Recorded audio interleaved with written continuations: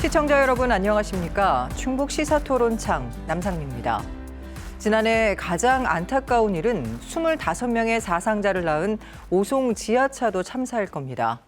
얼마 전 시민진상조사위원회에서 사고 원인에 대한 조사 결과를 발표했는데요.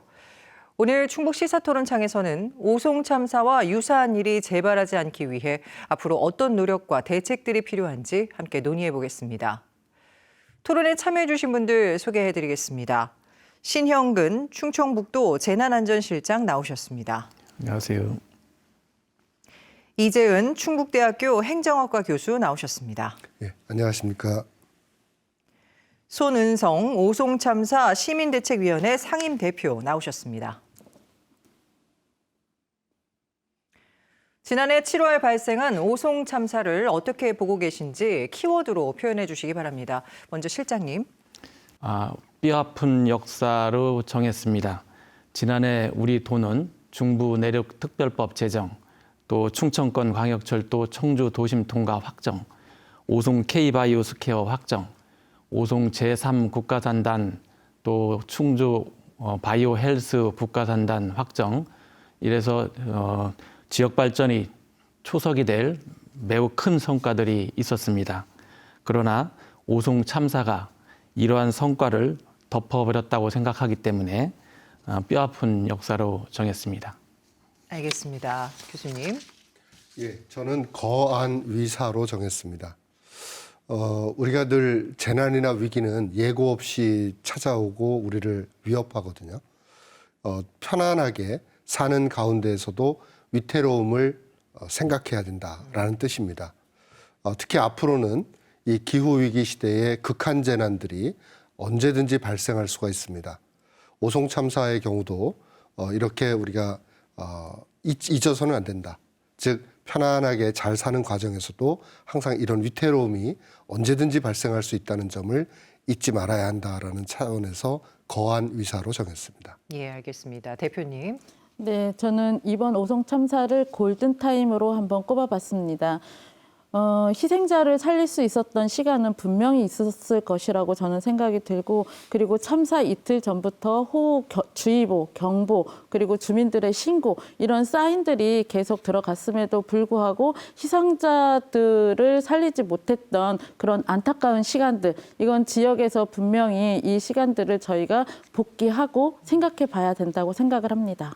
오송 참사 진상조사위원회가 그동안 자체적으로 조사한 이유가 있을 텐데요, 대표님. 오송 참사 직후에 저희 그 생존자 협의회, 그리고 또 유가족 협의회, 그리고 저희 시민대책위원회가 이 진상조사를 촉구하는 이런 의견들을 많이 냈었고, 해당 지자체, 특히 충청북도에 저희가 함께 진상조사를 좀 해보면 어떻겠냐, 이런 제안들을 드렸는데, 당시에 참사 직후에 검찰 조사라든가 이런 것들이 이루어지면서 검찰 조사 중이라는 이유로 이 의견들이 조금 받아들여지지 않았습니다. 그래서 저희로서는 조금 더 빨리 그 진상 규명을 해서 원인에 대한 대책들, 이런 것들을 세우고 향후에 재발 방지 대책들까지도 의견을 낼 수 있어야 되겠다, 이런 생각들 때문에 좀 진상조사위원회를 자체적으로 구성을 했고, 그래서 한 2, 3개월간 그래서 모든 자료, 그 생존자, 그리고 유가족들 인터뷰, 이런 그 전문가들의 문헌, 이런 것들을 통해서 조사한 자료들을 발표하게 되었습니다. 저희의 생각은 당시에 이제 침수 그 현장이라든가 뭔가 이런 나타난 현상만으로는 사실 이 사고에 대한 진단이나 원인, 이런 것들을 정확하게 파악하기 어렵기 때문에 이 침수 과정이랄지 그 이후에 향후 대책, 향후 대응, 이런 과정에서 전체 이 참사의 과정들을 들여다봄으로써 명백한 그 원인이 어떤 것인지, 이런 것들을 살펴보려고 노력을 했습니다. 네, 알겠습니다. 자, 말씀해 주셨듯 지난 1월 31일 오송참사 진상조사위원회는 그간의 조사 결과를 발표했는데요. 자, 먼저 진상조사위원회가 발표한 사고 원인에 대해서 한번 말씀해 주시죠. 네, 사고 원인을 한 가지나 이렇게 얘기하기는 조금 어려울 것 같습니다. 이 이제 조사위원회에서도 다방면에 걸친 전문가들이 투입이 돼서 그 조사를 하게 되었는데 아무래도 일단은 직접적인 원인으로는 그 미호천교 미호천교 이제 건설을 위한 이 그 제방을 철거하고 그 다음에 임시 제방을 해놨던 것이 아마 이제 집중 호우나 이런 것들 수위를 견디지 못하고 직접적으로는 범람을 하고 이게 지하차도로 물이 흘러 들어가면서 직접적인 사고의 원인은 있지만 그 다음에 그 이후에 그 범람해서 지하차도로 물이 차 올라오는 그 시간에 그 재난에 대한 사고가 났었을 때 그 긴급하게 대처하는 이런 상황에서도 저희가 그 골든타임이라고도 아까도 얘기했듯이 한 30분이 그냥 지나가고 이런 과정들이 총체적으로 이런 참사를 불러오게 된 원인이라고 좀 짚어보기는 했습니다. 다른 분들은 어떻게 들으셨나요, 실장님? 예. 지금 대표님께서 말씀하신 것처럼 직접적인 사고 원인은 대표님 소속 단체에서도 그렇게 밝히셨고 또 그간의 국무조정실이나 또 국립과학수사연구원에서도 제방분계로 밝혔습니다. 그리고 그 밖에 이제 원인에 대해서는 또 지금 검찰 수사에서 강도 높게 이제 수사를 진행하고 있기 때문에 또 추가로도 밝혀질 수 있다고 봅니다. 앞으로 그 상황을 좀 지켜보도록 하겠습니다. 예, 교수님께서는요. 직접적인 원인은 뭐 말씀하신 것처럼 그 임시 제방이 붕괴되면서 범람이 됐고 그것이 궁평 2 지하차도로 급속도로 그 물이 유입되면서 사고가 발생을 했다 이렇게 보고 있습니다. 아무래도 이제 저는 학교에 있다 보니까 좀 더 구조적으로 좀 보기도 하거든요. 그건 뭐냐면 이 미호천교가 공사가 시작한 지가 몇 년에 걸렸는지도 모를 정도입니다. 그런데 이 참사가 발생하고 나서 얼마 되지 않아서 바로 개통을 했거든요. 예. 서울의 GTX를 뚫어도 그렇게까지 오래 걸리지 않는데 이런 부분에 대한 진상조사는 이루어지지 않고 있거든요. 즉 구조적으로 그다음에 장기적으로 이 원인이 어디서부터 비롯됐는지를 봐야 되는 거다 이렇게 보고 있습니다. 당시에 그 재난 현장 뿐만 아니라 청주시의 수많은 곳에서 산사태도 있었고 경찰의 출입 통제도 있었고 많은 분들이 또 오송역으로 가다가 되돌아가기도 했고 그런 긴박한 상황들이 있었고 아마 제가 볼 때는 궁평 2 지하차도까지 그렇게 잠길 거라고 누구도 예상하지 못했었던 그런 상황이 아닌가 싶은데요. 우리가 이제 이거를 너무 초점을 거기에다가 맞추게 되면은 다른 더 큰 원인들을 놓치는 수가 있다. 즉 이번 기회를 계기로 해서 이 구조적으로 이 지방 정부의 이 하천이라든지 또는 건설 시설물 조성 작업들에 대해서 중앙 정부가 왜 이렇게 등한시하고 있는지도 한번 따져봐야 된다라는 점을 말씀드리고 싶습니다. 네, 좋은 의견 들었습니다. 자, 오송 참사 다시 생각해도 참 가슴이 아픕니다. 충분히 막을 수 있었다. 또 골든타임이 있었다는 지적도 있는데요. 자, 인재라고 보시는지요, 대표님? 네, 그렇습니다. 저희 조사위원회가 조사하는 과정에서 범람하는 것 자체에만 집중을 하게 되면 사실 종합적인 원인이나 이런 것들은 밝혀내기 어려울 것 같고 저희로서도 이 접근 방식은 애초에 이 전체 임시 제방을 철거하고 그리고 임시 제방을 설치하는 데 있어서 법적인 문제는 없었는지 그리고 이 제방을 취약한 뭔가 이런 시설로서 관리하는 데는 어떤 미흡한 점이 없었는지 이런 것들을 일단 종합적으로 보게 이제 되었는데요.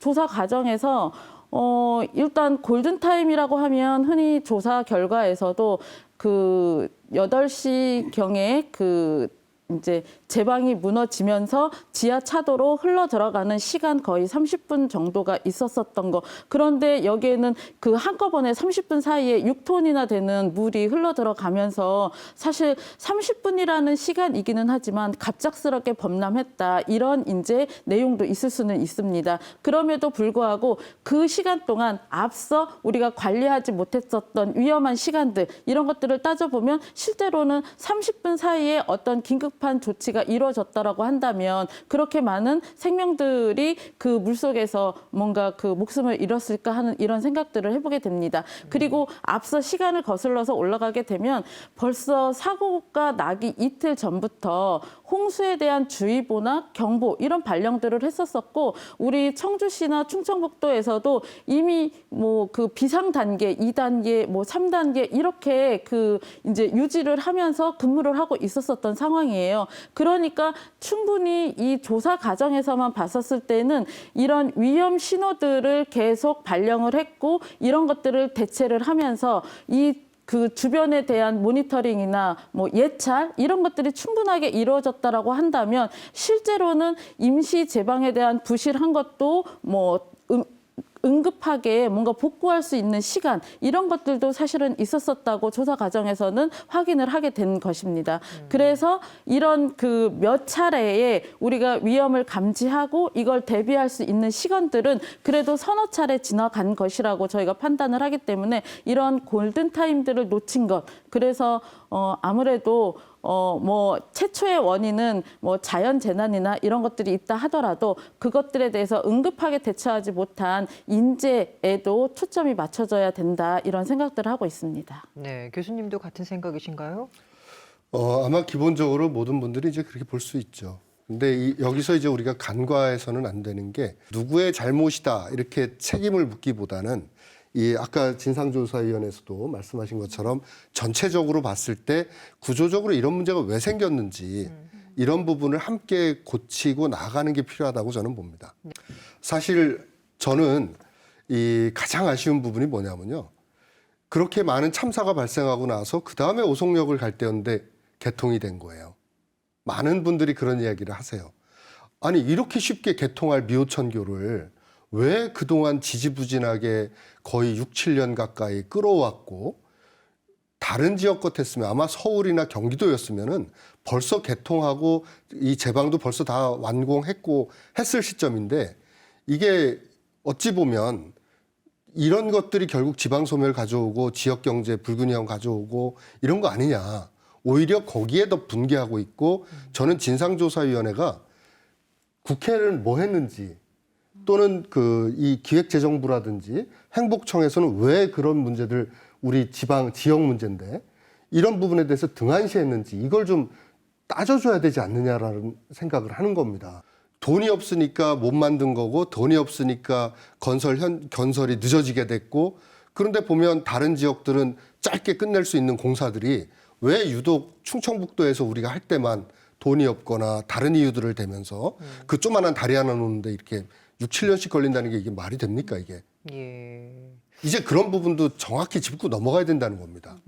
대표님 지금 말씀 들으셨는데 네네. 어떠십니까? 다 그 교수님이 말씀하신 거에 동의가 되고 그리고 조사위원회에서도 특히 뭐 그 일단 충청북도가 이 시설에 이제 이제 뭐 관리 감독하는 기관이니까 저희가 충청북도에 책임을 많이 묻고는 있지만 지금 말씀하신 부분들이 그 조사 과정이나 조사 그 위원회 보고서에도 실려 있기는 합니다. 그래서 워낙에 그 미호천교 건설 그 관리 감독하는 기관들이 나눠져 있고 첫째로는 이 제방에 일단 뭐 그 허가를 했었었던 환경부나 뭐 행복청 건설 주체였던 뭐 이런 부분에 부실한 문제 그리고 그 앞서 계속 얘기했었던 지방에서 왜 이렇게 이게 늦어지는지에 대한 것도 실제로는 그 지하차도 안에 뭔가 자동차 자동 진입 금지 시설이라든가 이런 것들을 다 계획해 놓은 상태에서 이미 예산이나 이런 것들을 받았는데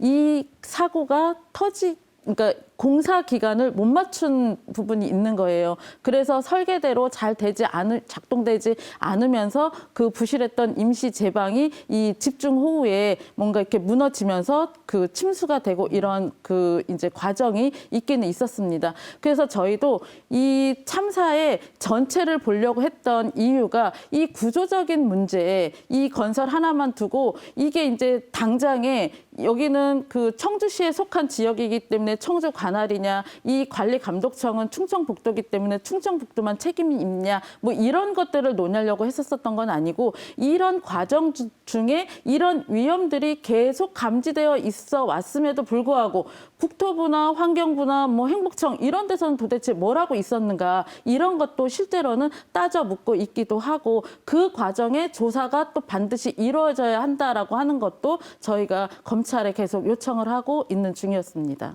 자, 대표님께서는 그럼 이 재난 대응 매뉴얼 잘 진행됐다고 보십니까? 저희가 이제 매뉴얼만 봤었을 때는 저희는 내부자는 아니기 때문에 이 공무원들이 어떻게 움직이는지는 잘 모르겠지만 이 전달 체계가 제대로 작동이 됐으면 여기에서 한번 연락을 받은 것들을 이렇게 연락을 해서 이렇게 신속하게 현장에 왜 나와보지 못했을까 이런 조사 과정에서는 의구심을 많이 갖게 되었고 그 이제 언론 대응 과정이나 이런 것들을 보면 청주시가 굉장히 그 강조했던 부분들이 그런 게 있습니다. 이 궁평 이 지하차도는 사실 청주시의 관할 시설이 아니기 때문에 사실 거기까지 연락도 하고 이럴 여력은 없었었다. 그러고 보니까 실제로 그 재난 상황에서 이 낮은 직급의 그 이제 비상근무를 하고 한두 명이 이렇게 하다 보니까 제대로 전달이 안 될 수는 있겠지만 청주시는 오히려 그 부분에 대해서 도가 관할을 했기 때문에 이 시설에 대한 점검이나 이런 게 이루어지지 않은 것들을 그 해명할 것이 아니라 실제로는 오송이라고 하는 궁평이라고 하는 이 지역은 청주시의 명백한 관할 행정구역이에요. 그리고 이 매뉴얼 상에서도 실제로는 이런 재난이 있었을 때 뭐 이게 어떤 소관의 그 이제 시설이든지 간에 청주시장이 이 교통 통제와 뭔가 이 그 점검을 할 수 있도록 되어 있는 매뉴얼에는 명시가 되어 있었단 말이에요. 그러니까 청주 시민들이나 도민들, 국민들이 좀 이해하지 못하는 부분은 청주시가 계속적으로 이제 그 마찬가지로 계속 여기가 이제 그 이제 시공사는 뭐 행복처긴 관할하고 이렇게 분리가 되어 있다손 치더라도 이렇게 긴급한 재난 상황에서는 소방이든 경찰이든 도든 뭐 청주시든 다 한꺼번에 어떤 이제 그 재난본부라든가 여기에서 총괄을 해야 되는 거 아니겠는가. 그러니까 결국에는 우리 그 지역이나 우리나라 전체로 봤었을 때 이렇게 그 총체적으로 재난을 관리할 수 있는 컨트롤 타워, 재난 컨트롤 타워가 부재했던 점 이런 것들을 굉장히 많이 지적을 하고 있는 지점이 바로 이 지점이었던 것 같습니다. 자, 지금 아쉬움을 굉장히 많이 표현해 주셨는데요. 실장님 그 매뉴얼에 대해서는 어떻게 보십니까? 그 당시에 재해대책본부가 가동이 되고 있었던 거고요. 그 사고 후에는 그 사고 수습 대책본부를 또 구성을 했습니다. 거기에는 그 행정부지사가 이제 본부장으로 되어 있고요. 종합상황반은 사고 수습본부를 총괄하는 업무를 하는 거고요. 수색구조반은 이제 소방이 맡고 있습니다. 소방이 이제 현장에서 수색구조를 맡고 있고 또 현장 대책반은 도로관리 부서가 현장에서 총지휘하는 그런 내용인데 그 당시에 균형발전국장이 현장에서 전체 지휘를 했고요. 또 수습종합지원반은 피해자 가족이나 또 실종자 가족분들 지원해주는 또 아니면 그 이후에 장례 지원이라든가 구호물품 지원 이런 역할을 했습니다. 물론 이제 사고 현장이나 또 장례식장 직원들을 전담 배치는 했는데 또 그 매뉴얼에 따라 전담 배치를 했는데 그 상황 설명이나 아니면 또 지원 안내 이런 분에서 좀 미흡한 분이 있어서 유가족 분들은 민원을 많이 좀 제기한 상황도 있었습니다. 말씀해 주신 것처럼 이게 유가족이나 또 실종자 가족분들 많이 접해 보셨을 텐데 어떠한 아쉬운 점들을 꼽으시던가요? 네, 궁금한 거는 지금 이제 실장님께서 물론 가동이 안 됐다고 얘기하는 건 아니에요. 가동이 됐는데 저희가 이제 궁금했던 부분은 상황 전파 대응이라고 하는 부분 이런 것들이 왜 원활하게 그 지자체 간 협업이라든가 이런 것들이 되어 있지 않았는가 이런 의구심들을 계속 갖게 되는 것이지요. 그리고 이제 그 유가족하고 그 이제 생존자 그 분들도 계속 이제 다양한 의견을 많이 내고는 있는데 사실 사고 직후에 또 그런 것도 있더라고요. 의지할 때라고는 사실 그 피해자들이 관할 그 지자체 아니겠습니까? 그래서 전화를 하고 그러면 이제 처음에 이제 이게 이제 그 제가 계속 얘기하는 게 제대본에서 이걸 총괄 관리했던 게 아니고 일선 개설 그 이제 부서에서 담당을 하다 보니까 전화 통화가 되면 우리 부서 말고 다른 부서 이렇게 이제 건너 한 두세 단계 전화가 돌려지게 되면 유가족이나 생존자 이런 피해자 입장에서는 아니 무슨 시스템이 이렇게 돌아가나 난 지금 옆에 우리 엄마가 돌아가시고 동생이 돌아가시고 이래서 그 이제 뭔가 어떻게 된 건지 알아보려고 전화를 하면 우리 뭐 여기는 뭐가 안 하는 부서이고 이런 이제 관행적인 행정 업무만 계속 하니까 유가족들이나 생존자 입장에서는 굉장히 그러니까 지금 심정적으로도 뭔가 참담한 심정인데 이걸 위로해줄 어떤 행정기관에서는 자꾸 이렇게 자기네들을 어느 그 책임을 회피하면서 다른 부서로 돌리는 것 같은 이런 느낌들을 많이 받았다는 얘기 그런 부분들이 조금 마음이 좀 아프고 안타깝고 그런 시간이었습니다. 예, 실장님 어떻게 들으셨습니까? 예, 어쩌면 해명하는 자리가 되는 것 같은데요. 유가족분들이 그 가족을 떠나보낸 입장에서는 뭐 서운함이 한이 없을 거라고 저희도 인정을 하고 촘촘히 이제 챙긴다고 챙기는데 한편으로는 좀 일부 또 부족한 면도 있다고 봅니다. 그렇지만 어쨌든 지금도 유가족분들이 필요로 하면 생존자분들이 필요로 하면 언제든지 지금 만나서 이야기하고 또 필요한 대책을 세우고 이렇게 이제 진행하는 단계고요. 또 합동 분향소 관련해서도 저희가 처음에 그 유가족분들하고 이제 처음에 분향소 설치할 때도 일주일 설치하는 걸로 이제 협의를 해서 설치를 했고요. 그 다음에 2차에 걸쳐서 14일 또 연장하고 또 그 다음에 4차까지 연장을 해 놓은 상태였었습니다. 그리고 마지막에 이제 연장할 때 그 도시재생센터 관계자하고 왜냐하면 거기도 또 다른 또 사업을 하는 부분이 있기 때문에 같이 협의를 했던 부분에서 이제 그때 그 최종 도시재생센터에서 철거할 때 유가족분들 어떤 특정인 분한테도 그런 상황을 좀 말씀을 드리는 상황이 있었고요. 이 해명이 아니라 실제로 그렇게 좀 진행해 왔다는 말씀을 드리고 지금도 유가족분들의 심정을 최대한 헤아리려고 최대한 노력을 하고 있습니다. 그래도 다행인 것은 이제 그 도에서도 유가족분들을 계속해서 만나고 소통하고 이해하려고 노력하신다는 점이 좀 그나마 다행이다 이렇게 생각을 하고 있고요.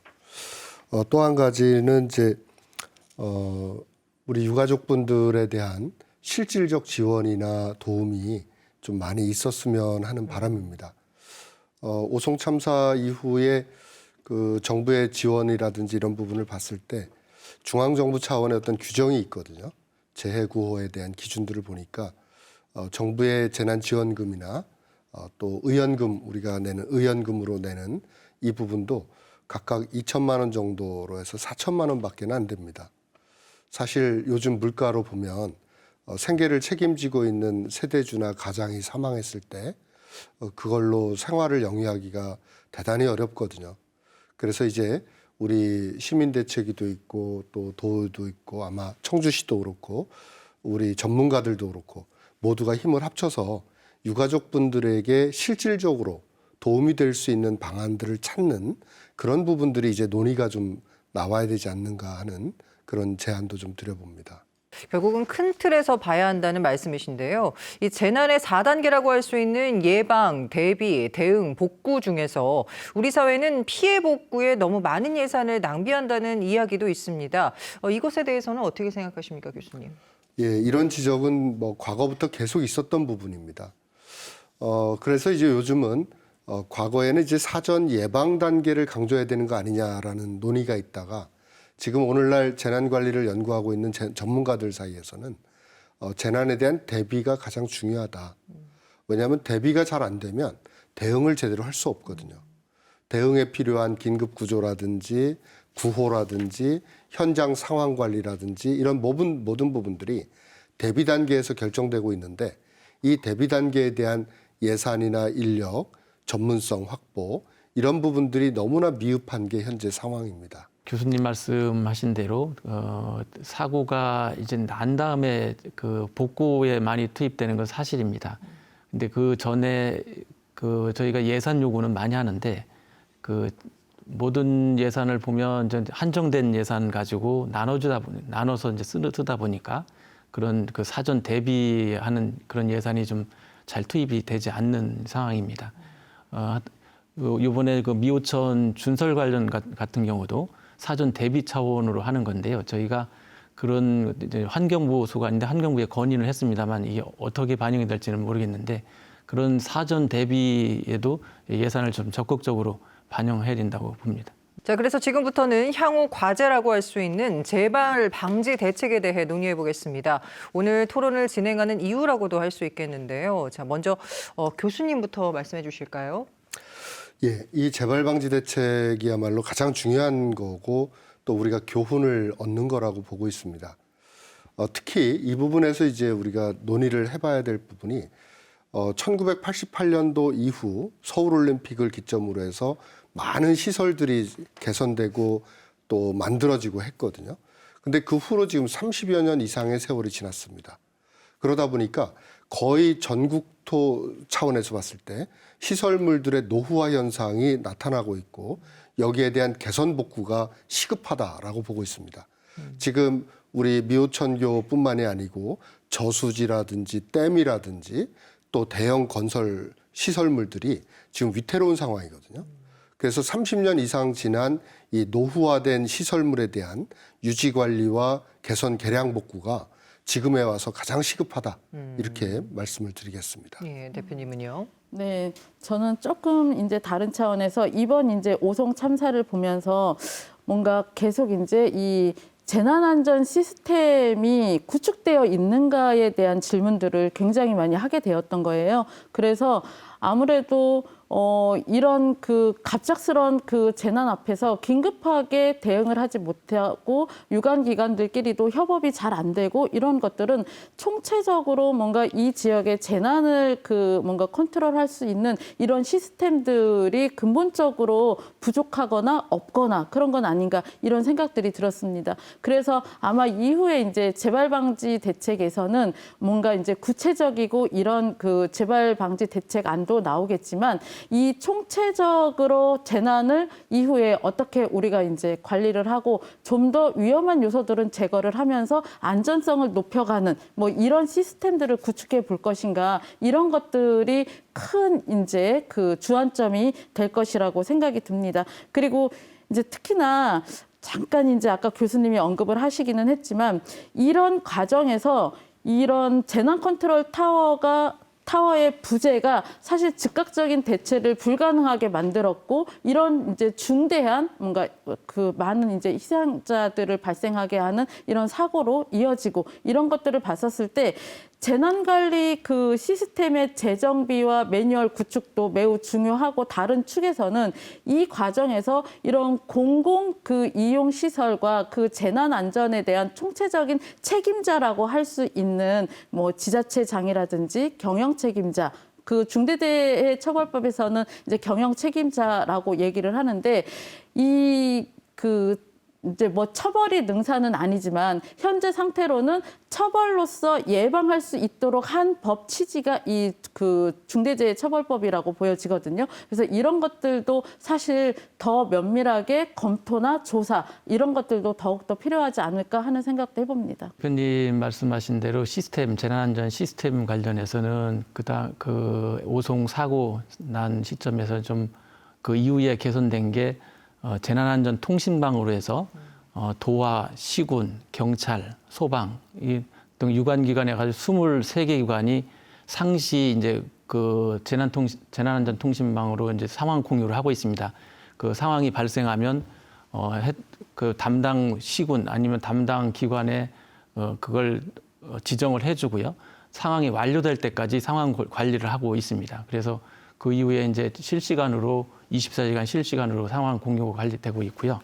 그리고 작년에 11월 달에 그 행정안전부에서 기초자치단체 재난 대응 수습 길라잡이라는 매뉴얼을 제작을 해서 전국 시군구에 배포를 한 게 있습니다. 그 자료의 주요 핵심 내용은 그 재난안전기본법을 근거로 해서 시장, 군수, 구청장이 지역 대책본부장으로 또 거기에 부단체장, 부시장, 부군수, 부구청장이 재난현장 통합지원본부장으로 관할 구역 내 재난을 책임 수습하는 그런 내용입니다. 또 좀 더 내용을 좀 더 말씀을 드리면 재난안전총괄부서의 장이 그 실시간 현장 상황을 유지하기 위해서 읍면동장이 그 재난 예상되는 현장이나 재난 발생 현장을 그 상시 현장에서 주둔하게 해서 상황을 파악하고 실시간으로 단체장이나 부단체장에 보고하는 그런 시스템을 갖추고 있고요. 또 단체장, 부단체장은 지역 대책본부, 아까 말씀드린 또 통합지원본부의 가동 여부, 또 유관기관과 협력 사항 등을 판단하기 위해서 상황 판단의 소집, 때로는 이제 대피 명령이나 또 위험구역 설정, 또 통행 제한 등 긴급 조치 사항을 지시할 수 있도록 이렇게 했습니다. 또 상황이 또 심각해지면 시도나 아니면 중앙행정기관에 지원 요청을 하도록 이렇게 해서 기초지자체장한테 책임과 권한을 좀 막강하게 부여한, 또 총리도 그렇게 지시를 하고 그런 상황입니다. 지난해 8월이었죠. 오송 참사 백서를 제작하겠다고 했습니다. 안전 충북을 만드는 자양분으로 삼겠다고 했는데요. 현재 어떤 상황입니까, 실장님? 예, 아직까지는 이제 그 진상조사가 이루어지고 있는 상황입니다. 오송 참사의 발생 원인 분석부터 해서 대응 수습까지 전 과정을 정리 기록해서 향후에 재난안전사고의 반성교본으로 삼고자 하는 내용입니다. 현재 백서 제작을 위해서 기본계획 수립과 또 세부 추진계획 수립을 완료한 상태고요. 도의 관계부서와 또 유관기관의 그 자료를 수집 중에 있습니다. 향후에 백서 편찬 자문위원회를 구성 운영해서 또 백서 명칭이라든가 수집 자료에 대한 전문가 의견 수립 등을 거쳐서 백서 제작을 내실 있게 좀 추진하고자 합니다. 특히 미흡하거나 또 잘못된 부분에 대해서 상세하게 기록해서 앞으로 그 개선 보완 대책을 마련하는 게 좀 중점을 두고자 합니다. 다만 금년 연말까지 제작 목표를 하고 있는데 수사 종료나 사법기관의 판단 시점이 어떻게 되느냐에 따라서 그 좀 자료 수집 상황에 따라서 좀 변동은 있을 거로 그렇게 봅니다. 더불어 재난안전을 충북 도정의 최우선 과제로 삼겠다. 또 전국에서 가장 안전한 충북을 만들겠다고 하셨는데요. 구체적인 로드맵이 나와 있는 상태입니까? 우리 도는 재난안전을 도정 최우선 과제로 일단은 설정을 하고요. 안전충북 2030 프로젝트를 수집 추진 중에 있습니다. 지금 작년 8월에 안전충북 2030 프로젝트 추진계획을 수립을 했고요. 또 8월, 또 9월, 11월에 실국장들이 모인 가운데 추진사항 보고회를 개최를 해서 43개 과제를 좀 도출해 냈습니다.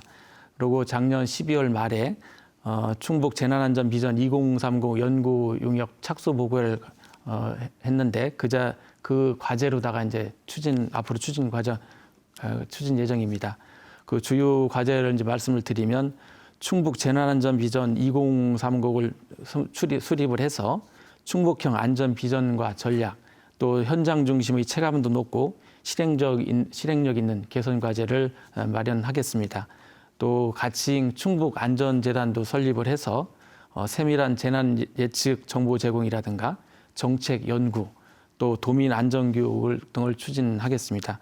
그리고 아까 방금 말씀드린 오송 지하차도 참사 백서를 제작한다든가 또 미호강 치수 대책 수립, 또 그 오송을 국제적 재난안전 모범 도시로 좀 만들고자 저희가 그 오송 종합방제 계획을 마련하는 국제 안전 도시로 인정받고자 그 노력을 하고 있습니다.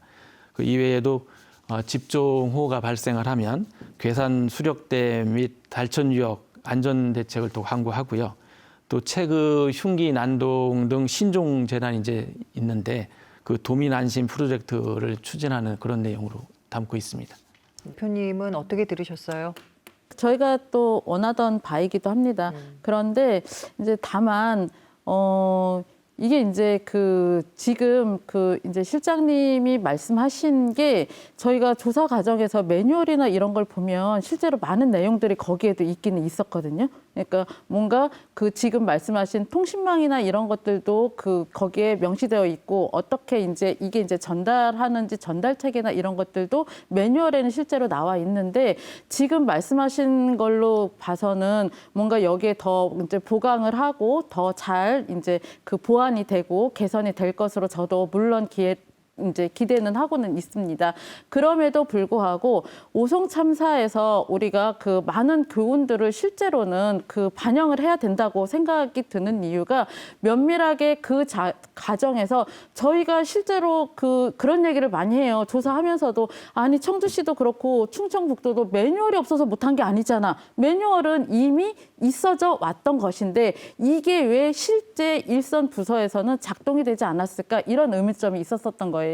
그러니까 그런 부분들이 잘 담기게 하려면 이번에 이제 작동 과정에서의 이런 전달 체계나 뭐 이걸 전파하는 과정에서 어떤 부분에서 뭔가 연결고리가 끊어졌는지 제대로 되지 않았는지 이런 것들을 면밀하게 좀 살펴볼 필요가 있겠다 하는 거 하고 그다음에 이제 이제 지금은 이제 뭐 시스템 얘기를 하셨지만 백서를 만들 때도 저희가 실제 현장에서 유가족들이나 생존자들의 증언들도 담기를 원하기는 했어요. 왜냐하면 그 현장에서만 발견될 수 있는 긴급함과 뭔가 이게 잘못되고 있다라고 하는 것들이 굉장히 시사점을 줄 수 있을 거라고 생각이 들었거든요. 그래서 저희가 맨 처음에 진상조사위원회를 제안했었을 때도 관과 민과 피해자들이 다 전문가들이 다 결합된 이런 거버넌스 형태의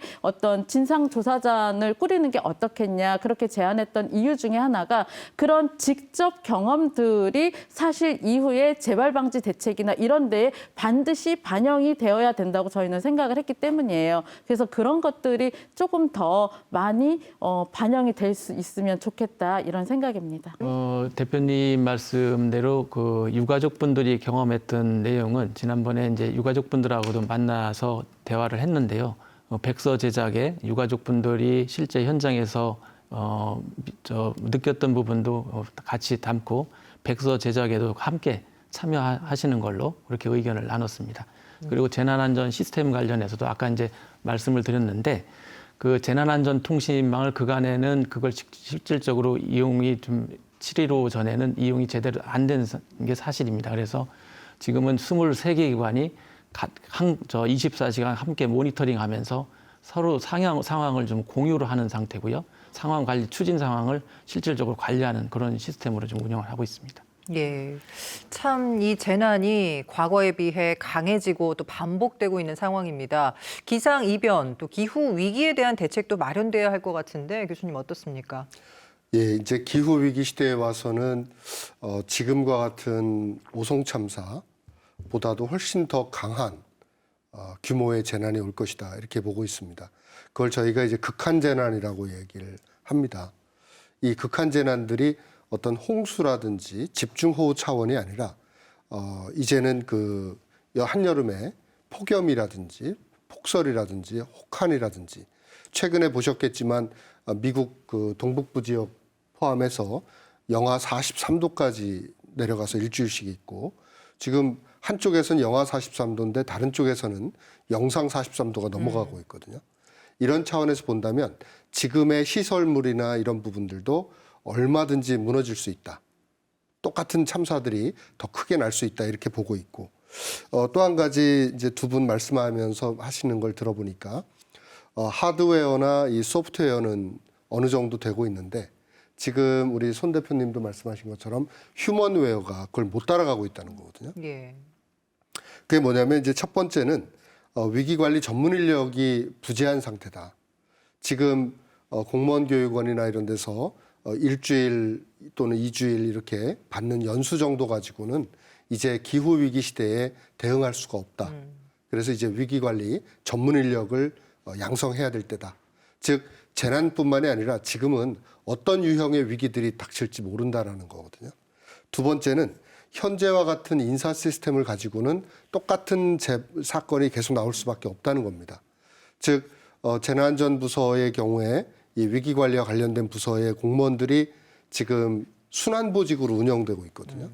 그러면 이분들이 교육을 받고 전문성을 키우더라도 또 1, 2년 후에는 다른 곳으로 갈 수밖에 없습니다. 그래서 이 부분에 대한 전문성을 확보할 수 있는 방안, 또 인사 시스템 부분, 특히 그 인사 이동이 매년 1월 1일자하고 7월 1일자로 이루어지고 있습니다. 오송 참사의 경우도 7월 15일 날 발생을 했는데 여기에 지금 관여된 분들이 7월 1일자로 인사이동을 해서 오신 분들이에요. 그러니까 오셔서 재난 및 안전관리 기본법이 뭐고 이런 것도 미처 숙지하기도 전에 이런 사건이 터진 걸 보면서 저희 전문가들이 굉장히 안타깝고 참 안쓰럽게 생각하는 부분입니다. 이제 막 인사이동 와가지고 미처 업무 파악도 못한 상태에서 책임을 물어야 되는 이런 부분들을 어떻게 봐야 될 것인가 저희도 지금 고민이고요. 세 번째는 이제 기후위기 시대에 와서 어느 개별 주체, 아까 거버넌스 말씀을 하셨는데 정말 필요한 부분이거든요. 지방정부 또 기업, 시민사회가 함께 나가야 되는데 지금 어느 한 개별 주체에게 책임을 묻던 개인 책임 문제로부터 오늘날 우리 위기관리에서도 이제 공동 책임으로 가야 된다.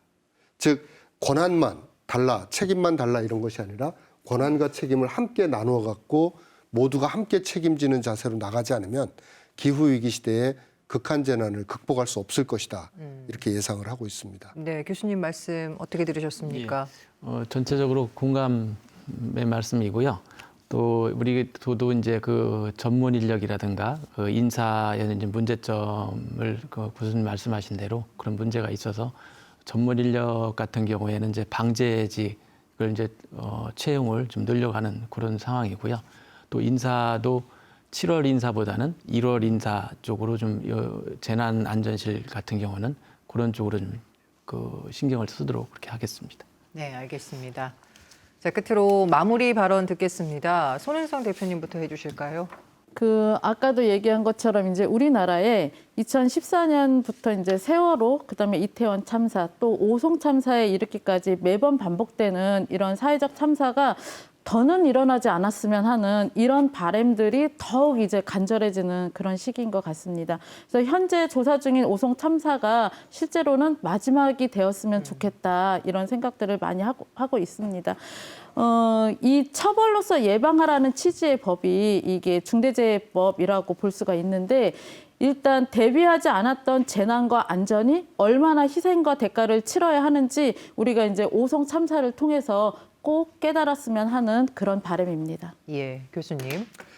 예. 처벌과 구속보다는 이제는 지원과 위로로 가야 되지 않느냐. 현수막 같은 걸 보면 이제 담당 공무원이나 책임자를 처벌하고 구속하라 이런 구호들이 있는 상태에서 어떻게 이제 유가족들을 위로하고 지원해 줄 수 있을까? 우리 전문가들 입장에서는 말하기도 이제는 굉장히 힘들어진 상황입니다. 자칫 잘못 문제점을 이야기했다가는 그 담당 공무원 구속하라 이렇게 또 이야기할 텐데 정말로 조심스러워졌거든요. 그래서 오히려 이제는 진상조사위원회, 시민대책협의회 이런 단체에서도 유가족분들을 어떻게 하면 더 지원해주고 위로해 줄 수 있을까? 또 어떻게 하면 객관적으로 이 문제점을 찾아내고 전문가들이 참여할 수 있는 환경을 조성해 줄 수 있을까? 이런 부분에 대해서도 한번 당부드립니다. 알겠습니다. 자, 실장님. 예. 오송 참사 희생자분들께 이제 명복을 빕니다. 그리고 그 유가족분들과 또 생존자 여러분께도 위로의 말씀을 드립니다. 또 도민 여러분께도 또 큰 걱정을 끼쳐드려서 죄송하다는 말씀을 드립니다. 우리 도에서는 다시는 이러한 참사가 발생하지 않도록 재난안전을 도정의 최우선을 두고 보다 근본적이고 또 실효성 있는 정책을 위해 최선을 다하고 있습니다. 도와 시군 또 유관기관 그리고 각계 전문가들과 지혜를 모아서 도민이 체감할 수 있는 다양한 안전정책을 추진하겠습니다. 도민 여러분께서도 도민 모두의 안전을 위해서 위험, 위해 요소를 제거하는데 관심과 성원을 보내주길 부탁을 드리겠습니다. 도민 여러분께서 안심하고 생활할 수 있도록 최선을 다하겠습니다. 예. 자, 오늘 토론에 참여해주신 세 분 고맙습니다. 오송 참사 시민진상조사위원회는 3월에 2차 조사 결과를 발표할 예정이라고 하는데요. 안전은 아무리 강조해도 지나치지 않죠. 안타까운 일이 재발하지 않도록 도민 여러분의 지속적인 관심과 협조가 필요해 보입니다.